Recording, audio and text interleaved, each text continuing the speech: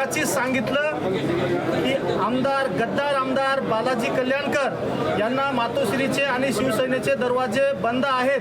त्यांनी जरी कितीही प्रयत्न केला तरी उद्धव साहेबांनी आम्हाला सांगितलेलं आहे. वेळोवेळी मुलाखतीमधून सुद्धा संजय राऊत साहेबांनी सांगितले, आपण ऐकलं असेल. आणि आम्ही नांदेड जिल्ह्याचा जिल्हा प्रमुख या नात्यानं पुन्हा एकदा तुमच्या माध्यमातून सांगतो, गद्दार आमदार बालाजी कल्याणकर यांना शिवसेनेत घेण्याचा कुठलाही प्रश्न नाही.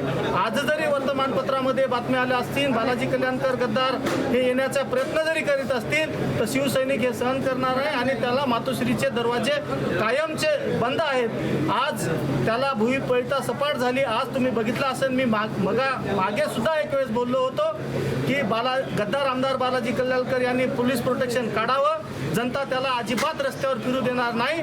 आणि काल आचारसंहिता लागल्याच्या नंतर त्याचं पोलीस प्रोटेक्शन निघालं आणि आज त्याची गाडी फोडण्याचं काम हे केलं. हे रोष आहे, हे रोष याच्या पुढेही व्यक्त होईल. वेळोवेळी जास्तीचा रोष त्याच्यावर व्यक्त होईल, कारण ही गद्दारी आणि ज्यांनी मराठा समाजाचा एकही प्रश्न विधानसभेत मांडला नाही, हा रोष त्याचा आहे. आणि हा रोष मराठा समाजाचा आहे, शिवसैनिकाचा आहे. गद्दारी केलेलं कुणाच्याही पचनी पडलं नाही आणि भविष्यातही पडणार नाही. आमदाराला गाडल्याशिवाय ही जनता आता उत्तरची स्वस्त बसणार नाही.